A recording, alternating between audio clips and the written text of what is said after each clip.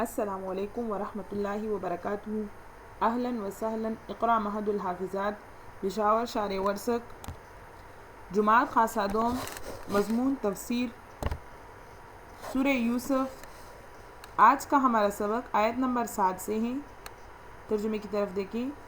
لقد کان فی یوسف و اخوتہ آیات للسائلین. تحقیق کے ساتھ یوسف علیہ السلام کے قصہ میں اور اس کے بھائیوں کے قصہ میں نشانیاں ہیں للسائلین پوچھنے والوں کے لیے. اذ قالوا جب کہنے لگے لیوسف کہ البتہ یوسف علیہ السلام و اخوہ اور اس کا بھائی احب الی ابینا زیادہ پیارا ہے ہمارے باپ کو منا ہم سے ونحن عصبہ اور ہم ان سے زیادہ قوت والے لوگ ہیں. ان ابانا بے شک ہمارا باپ لفی ضلال مبین صریح خطا پر ہے. اقتلوا یوسفا قتل کرو یوسف علیہ السلام کو او اطرحوہ یا ڈال دو اس کو پھینک دو اس کو ارضن کسی ملک میں یخل لکم وجہ ابیکم کہ توجہ تم پر توجہ تمہارے باپ کی رہے. وتکون من بعدہ اور ہو جاؤ اس کے بعد قوما صالحین نیک لوگ. قال قائل بولا ایک بولنے والا منہم ان میں سے لا تقتلوا یوسفا کہ قتل نہ کرو یوسف علیہ السلام کو وَأَلْقُوهُ اور ڈال دو اس کو فی غیابت الجب ایک گمنام کنویں میں یلتقطہ بعض السیارتی کہ اٹھا لے جائے اس کو کوئی مسافر. ان کنتم فاعلین اگر تم کو یہ کرنا ہے. قالوا بولے یا ابانا اے ہمارے باپ ما لکا کیا بات ہے آپ کے لیے لا تأمنا کہ تو ادبار نہیں کرتا ہمارا علی یوسف علیہ السلام کے بارے میں وَإِنَّا لَهُ لَنَاصِحُونَ اور ہم تو اس کی خیر خواہ ہیں. ان آیت کی تفسیر دیکھیے. سورہ یوسف کے مذکورہ آیتوں میں سے پہلی آیت جو لقد کان فی یوسف و اخوتہ آیات للسائلین اس میں اس بات پر متنبہ کیا گیا ہے کہ اس صورت میں آنے والے قصہ یوسف علیہ السلام کو محض ایک قصہ نہ سمجھو بلکہ اس میں سوال کرنے والوں اور تحقیق کرنے والوں کے لیے اللہ تعالیٰ کی قدرت کاملہ کی بڑی نشانیاں اور ہدایتیں ہیں. اس سے مراد یہ بھی ہو سکتا ہے کہ جن یہودیوں نے نبی کریم صلی اللہ علیہ وسلم کی آزمائش کے لیے یہ قصہ آپ صلی اللہ علیہ وسلم سے پوچھا تھا ان کے لیے اس میں بڑی نشانی ہے. روایت یہ ہے کہ جب حضور صلی اللہ علیہ وسلم مکہ معظمہ میں تشریف فرما تھے اور آپ صلی اللہ علیہ وسلم کی خبر مدینہ طیبہ میں پہنچی تو یہاں کی یہودیوں نے اپنے چند آدمی اس کام کے لیے مکہ معظمہ بھیجے کہ وہ جا کر آپ صلی اللہ علیہ وسلم کی آزمائش کریں. اسی لیے یہ سوال ایک مبہم انداز میں اس طرح کیا کہ اگر آپ صلی اللہ علیہ وسلم خدا کے سچے نبی ہیں تو یہ بتلائیے کہ وہ کون سا پیغمبر ہے جس کا ایک بیٹا ملک شام سے مصر لے جایا گیا اور باپ اس کے غم میں روتے روتے نابینا ہو گئے. یہ واقعہ یہودیوں نے اس لیے انتخاب کیا تھا کہ نہ اس کی کوئی عام شہرت تھی اور نہ مکہ میں کوئی اس سے واقعے سے واقف تھا اور نہ اس وقت مکہ میں اہل کتاب میں سے بھی کوئی نہیں تھا جس سے کہ تورات و انجیل کے حوالے سے اس قصے کا کوئی جز معلوم ہو سکے. تو ان کے اس سوال پر پوری سورہ یوسف نازل ہوئی جس میں حضرت یعقوب علیہ السلام اور یوسف علیہ السلام کا پورا قصہ ذکر ہے اور اس کو اتنی تفصیل سے ذکر کیا گیا ہے کہ تورات اور انجیل میں بھی اس کی اتنی تفصیل نہیں ہے. اس لیے اس کا بیان کرنا حضور صلی اللہ علیہ وسلم کا کھلا ہوا معجزہ تھا. اس آیت کی یہ معنی بھی ہو سکتے ہیں کہ یہود کے سوال سے قطع نظر ہو کر خود یہ واقعہ بھی ایسے امور پر مشتمل ہے کہ جس میں اللہ تعالیٰ کی قدرت کاملہ کی بڑی نشانیاں اور تحقیق کرنے والوں کے لیے بڑی ہدایتیں اور احکام اور مسائل موجود ہیں. کہ جس بچے کو بھائیوں نے ہلاکت کے غار میں ڈال دیا تھا تو اللہ تعالیٰ کی قدرت نے اس کو کہاں سے کہاں پہنچایا اور اپنے خاص بندوں کو اپنے احکام کی پابندی کا کس طرح گہرا رنگ عطا فرمایا.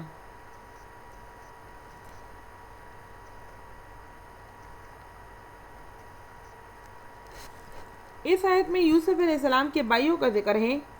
ان کا واقعہ یہ ہے کہ حضرت یعقوب علیہ السلام کے یوسف علیہ السلام سمیت 12 لڑکے تھے ان میں سے ہر لڑکا صاحب اولاد ہوا، سب کے خاندان پہلے۔ چونکہ یعقوب علیہ السلام کا لقب اسرائیل تھا، اس لیے یہ سب 12 خاندان بنی اسرائیل کہلائے۔ اب ان 12 لڑکوں میں سے 10 لڑکے، 10 بڑے لڑکے یعقوب علیہ السلام کی پہلی زوجہ محترمہ حضرت لیہ بنت لیان کے بطن سے تھی، لیہ بنت لیان کے بطن سے تھے۔ ان کی وفات کے بعد یعقوب علیہ السلام نے لیہ کی بہن راحیل سے نکاح کر لیا۔ ان کے بطن سے 2 لڑکے یوسف علیہ السلام اور بنیامین پیدا ہوئے۔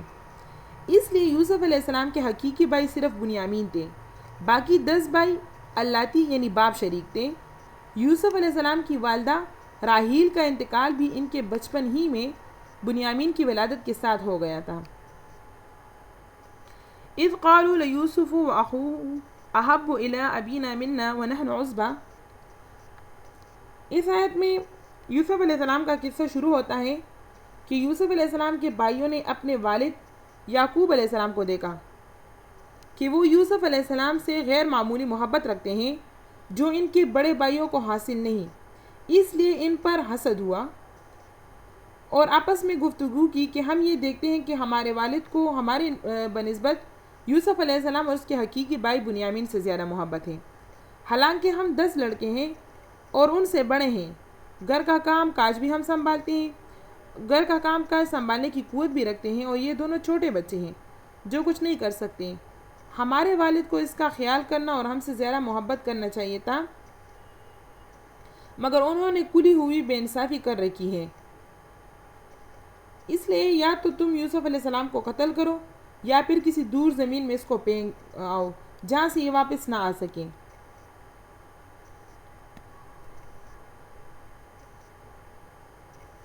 پھر فرمایا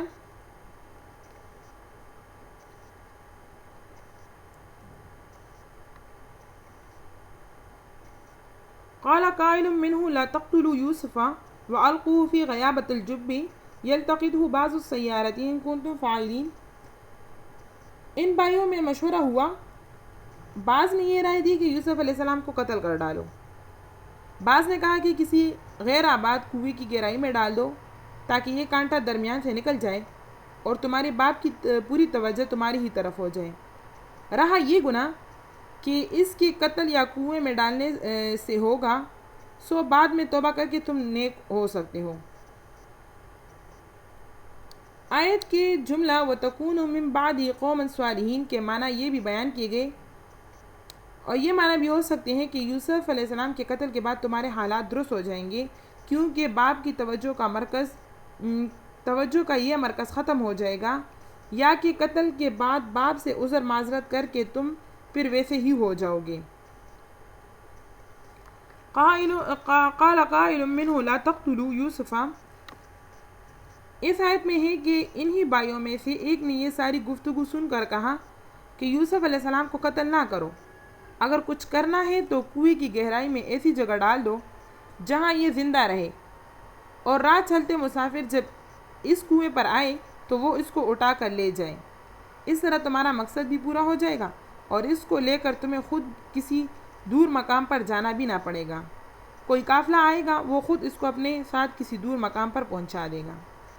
یہ رائے دینے والا ان کا سب سے بڑا بھائی یہودا تھا، اور بعض روایت میں ہے کہ روبیل سب سے بڑا تھا، اسی نے یہ رائے دی۔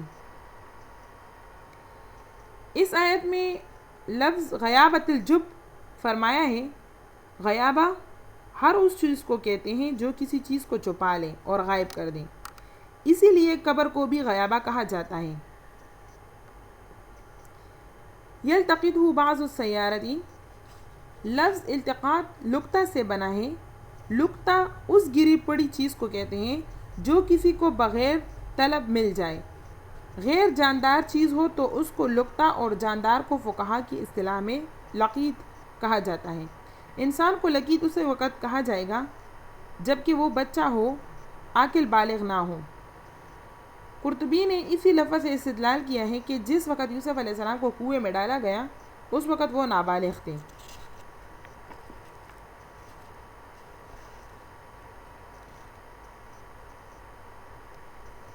قالوا یا ابانا ما لک لا تأمنا علی یوسف، وَإِنَّا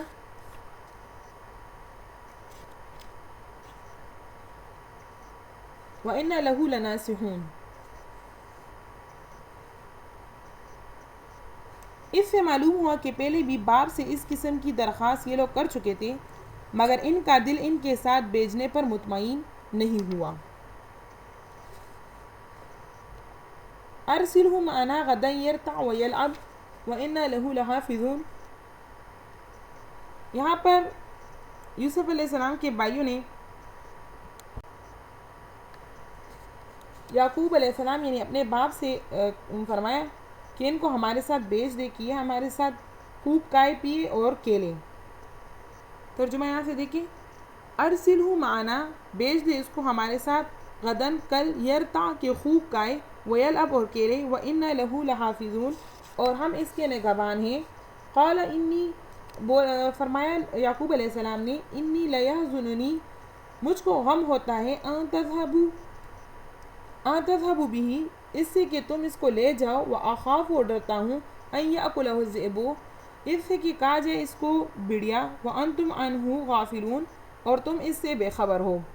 قالوا بولے، لئن اکلہ الذئب اگر کھا لیا اس کو بھیڑیا نے، ونحن عصبہ اور ہم ایک جماعت ہے قوت والی، انا اذا لخاسرون تو ہم نے انا بے شک اذن اس وقت لخاسرون ہم نقصان پانے والے میں سے ہوں گے۔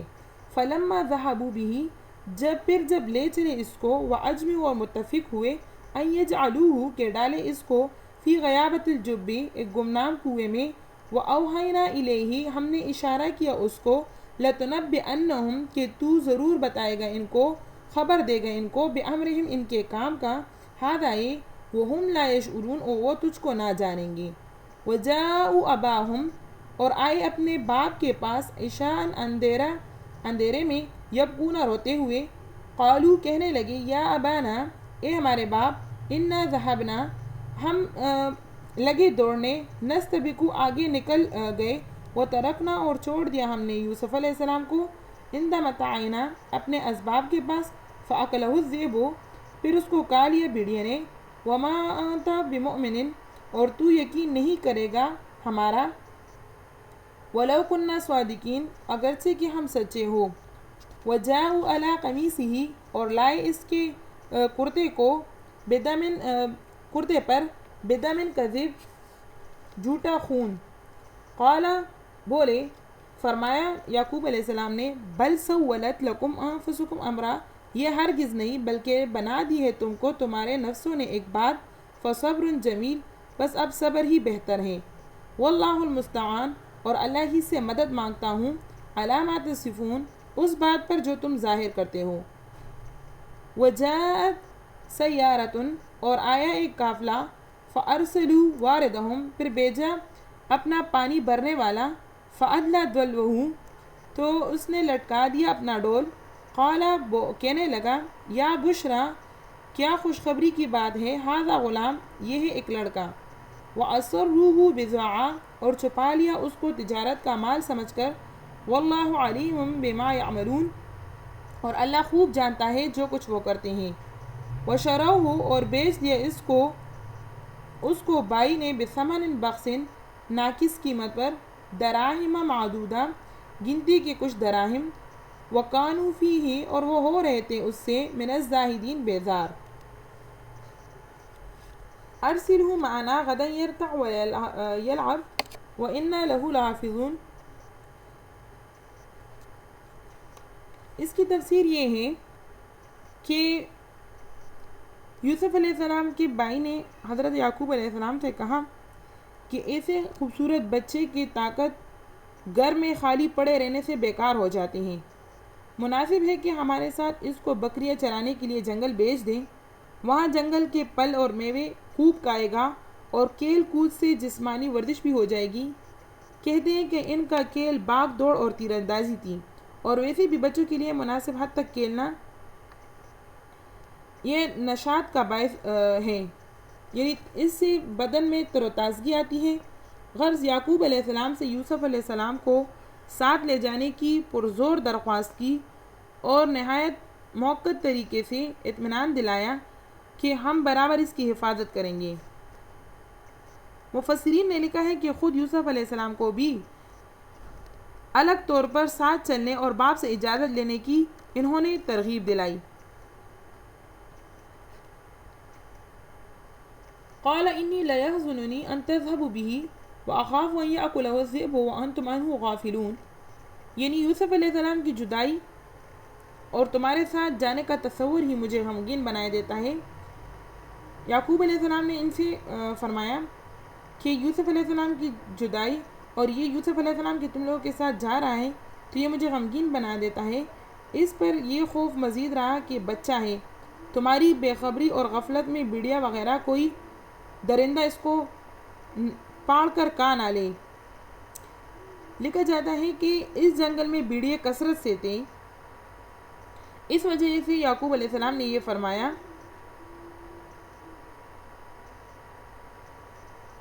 قالوا لئن أكله الذئب ونحن عصبة إنا إذا لخاسرون۔ اس آیت میں ہے کہ یعقوب علیہ السلام کے بیٹوں نے یعقوب علیہ السلام یعنی اپنے باپ سے کہا کہ اگر ہماری جیسی طاقتور جماعت کی موجودگی میں چھوٹے بھائی کو بھیڑیا کہا جائے تو سمجھو کہ ہم بالکل ہی گئے گزرے ہوئے ہیں۔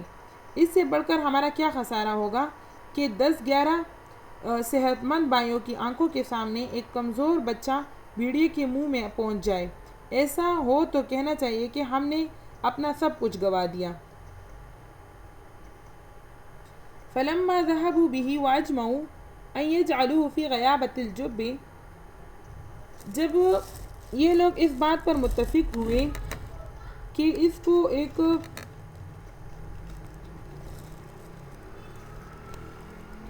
یعنی جب یہ بھائی یوسف علیہ السلام کو جنگل میں لے گئے اور اس پر متفق ہو گئے کہ اس کو کنویں کی گہرائی میں ڈال دے، تو اللہ تعالیٰ نے یوسف علیہ السلام کو بذریعہ وہی اطلاع دی کہ ایک دن ایسا آئے گا جب تم اپنے بھائیوں کو ان کی اس کرتوت پر تنبیہ کرو گے اور وہ کچھ نہ جانتے ہوں گے۔ یہاں لفظ اوحینا فلما ذہبوا کی جزا اور جواب ہے، مطلب یہ ہے کہ بھائیوں نے مل کر کنویں میں ڈالنے کا عزم کر ہی لیا تو اللہ تعالیٰ نے یوسف علیہ السلام کی تسلی کے لیے وحی بھیج دی، جس میں کسی آئندہ زمانے میں بھائیوں سے ملاقات کی اور اس کی خوشخبری دے دی گئی کہ اس وقت آپ ان بھائیوں سے مستغنی اور بالادست ہوں گے۔ امام قرطبی نے رحمہ اللہ نے فرمایا کہ اس کی دو صورتیں ہو سکتی ہیں، ایک یہ کہ یہ وحی ان کو کنویں میں ڈالنے کے بعد ان کی تسلی اور یہاں سے نجات کی خوشخبری دینے کے لیے آئی ہو، دوسرے یہ کہ کنویں میں ڈالنے سے پہلے اللہ تعالیٰ نے یوسف علیہ السلام کو پیش آنے والے حالات و واقعات سے بذریعہ وحی باخبر کر دیا، جس میں یہ بھی بتلا دیا گیا کہ آپ اس ہلاکت سے سلامت رہیں گے اور ایسے حالات پیش آئیں گے کہ آپ ان بھائیوں کو بعد میں اس کی خبر دیں گے جب وہ آپ کو پہچانیں گے نہیں کہ ان کے بھائی یوسف علیہ السلام ہیں۔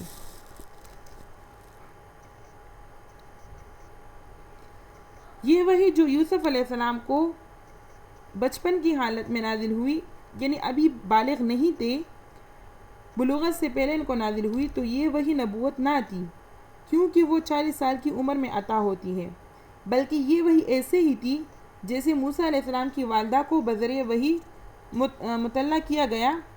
یوسف علیہ السلام پر وحی نبوت کا سلسلہ مصر پہنچنے اور جوان ہونے کے بعد شروع ہوا۔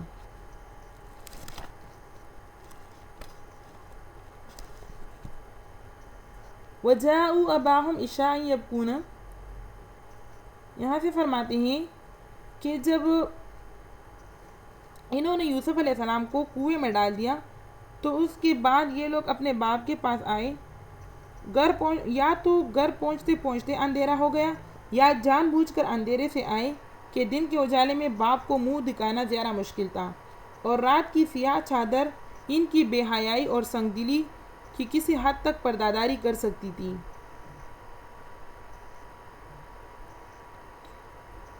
قالوا یا ابانا انا ذهبنا نستبق وتركنا یوسف عند متاعنا فاکلہ الذئب، یعنی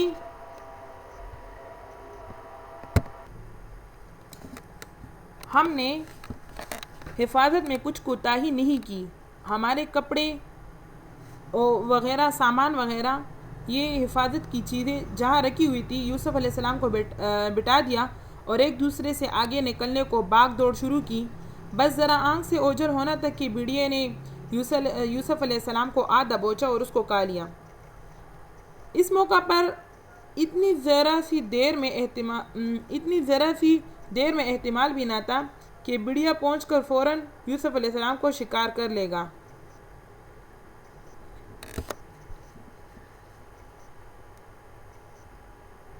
پھر یہاں سے فرماتے ہیں کہ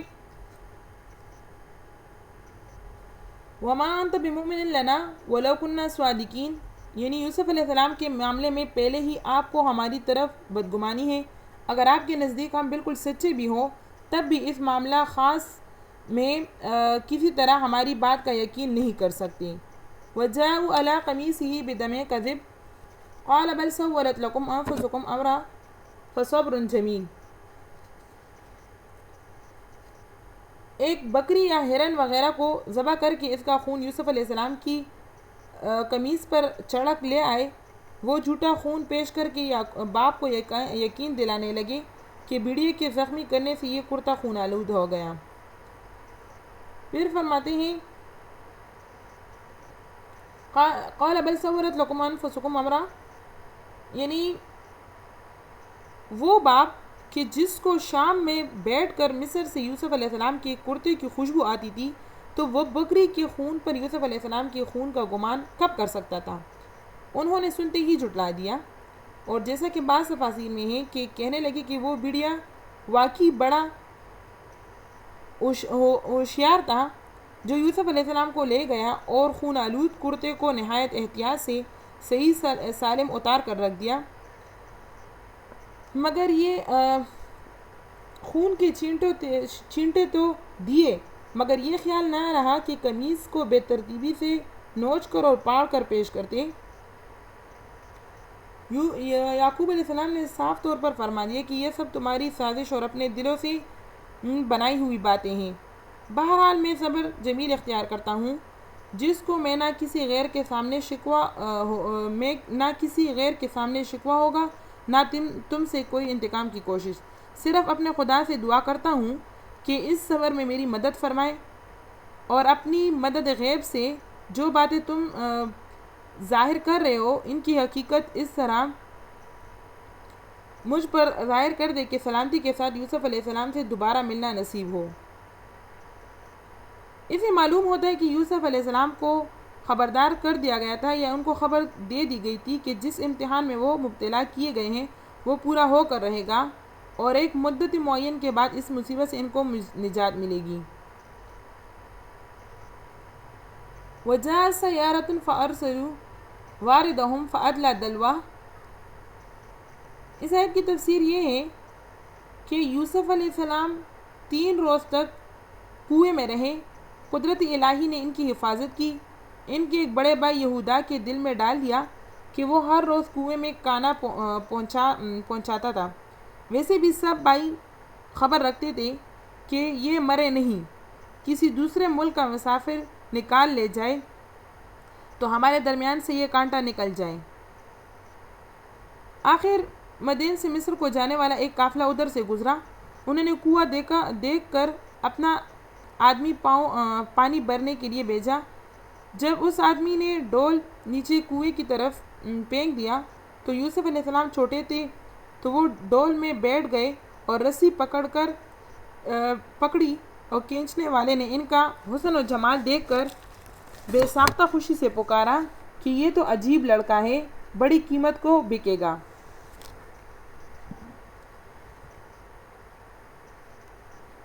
وَأَسَرُّوهُ بِضَاعَةٍ، اس کا مطلب یہ ہے کہ کھینچنے والے نے اس واقعے کو دوسرے مسافروں سے چھپانا چاہا کہ اوروں کو خبر ہوگی تو سب شریک ہو جائیں گے. شاید یہ ظاہر کیا کہ یہ غلام اس کے مالکوں نے مجھ کو دیا ہے تاکہ مصر کے بازار میں فروخت کروں. وَاللَّهُ عَلِيمٌ بِمَا يَعْمَلُونَ، یعنی ان کے بھائی ان کو بے وطن کرنا چاہتے تھے اور قافلہ والے بیچ کر دام وصول کرنے کا ارادہ کر رہے تھے اور اللہ تعالیٰ مصر کے خزانے کا مالک یوسف علیہ السلام کو بنانا چاہتا تھا، وہ اگر چاہتا تو ان کارروائیوں کو 1 سیکنڈ میں روک دیتا، لیکن اس کی مصلحت تاخیر میں تھی، اس لیے سب چیزوں کو جانتے اور دیکھتے ہوئے انہیں ڈھیل دے دی۔ وَشَرَوْهُ بِثَمَنٍ بَخْسٍ دَرَاهِمَ مَعْدُودَةٍ، یعنی بھائیوں کو خبر ہوئی کہ قافلے والے نکال لے گئے، وہاں پہنچے اور ظاہر کیے کہ یہ ہمارا غلام بھاگ کر آیا ہے، چونکہ اسے بھاگنے کی عادت ہے اس لیے ہم رکھنا نہیں چاہتے، تم خریدنا چاہو تو اس کو خرید سکتے ہو، مگر بہت سخت نگرانی رکھنا کہیں بھاگ نہ جائے۔ کہتے ہیں کہ 18 درہم یا کم و بیش میں ان کو بیچ ڈالا، اور 9 بھائیوں نے 2 درہم تقریباً 8 انے بانٹ لیے، ایک بھائی یہودا نے حصہ نہیں لیا۔ وَقَانُوا فِيهِ مِنَ الزَّاهِدِينَ، یعنی یہاں پر یہ فرمایا ہے کہ اس قدر ارزاں قیمت پر بیچنے سے تم لوگ تعجب نہ کرو، کیونکہ وہ اتنے بیزار تھے کہ اس کو مفت میں ہی دے ڈالنے والے تھے۔ جو پیسے ان کو مل گئے وہ تو انہوں نے غنیمت سمجھا۔ بعض مفسرین کہتے ہیں کہ آیت میں اس بیع کا ذکر ہے جو قافلہ والوں نے مصر پہنچ کر کی۔ اگر ایسا ہو تو کہا جائے گا کہ پڑی ہوئی چیز کی قدر نہ کی، اور یہ اندیشہ رہا کہ پھر کوئی آ کر دعویٰ نہ کر بیٹھے، اور لوگ اس غلام کا بگوڑا ہونے کا عیب سن چکے تھے، اس لیے سستے داموں بیچ ڈالا۔ صدق اللہ العظیم۔ وآخر دعوانا ان الحمد للہ رب العالمین۔ السلام علیکم ورحمۃ اللہ وبرکاتہ۔